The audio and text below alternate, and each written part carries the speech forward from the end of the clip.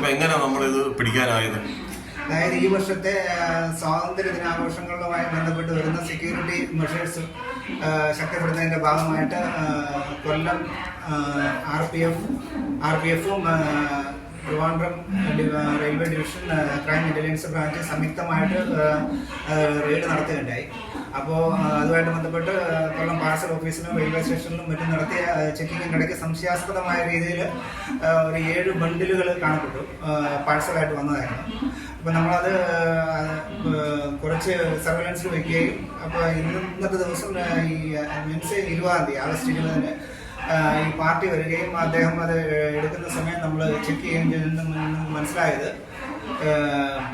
Tobacco products ആയിരുന്നു ഈ സാധനം. ഇത് ഏകദേശം ബാംഗ്ലൂരിൽ നിന്ന് ബുക്ക് ചെയ്ത് വന്നതെന്നാണ് നമുക്ക് മനസ്സിലായത്. അഖിൽ എന്നാണ് ഈ പറയുന്ന പാർട്ടിയുടെ പേര്. ഏകദേശം 10 ലക്ഷം രൂപയുടെ സാധനങ്ങൾ ഓപ്പൺ മാർക്കറ്റിലുണ്ടെന്നാണ് നമുക്ക് മനസ്സിലാകുന്നത്. അപ്പോൾ ഇത് എക്സൈസുമായിട്ട് ചേർന്നാണ് നമ്മൾ ഇന്നത്തെ ദിവസം ഇത് ഒരു റെയ്ഡ് നടത്തിയത്. അപ്പോൾ ബാക്കി ഈ സാധനം അവർക്ക് ഹാൻഡിങ് ഓവർ ചെയ്യുന്നു. ഇതുമായിട്ട് ബന്ധപ്പെട്ട് റെയിൽവേയിൽ നമ്മുടെ ഒരു കേസ് ഉണ്ട്.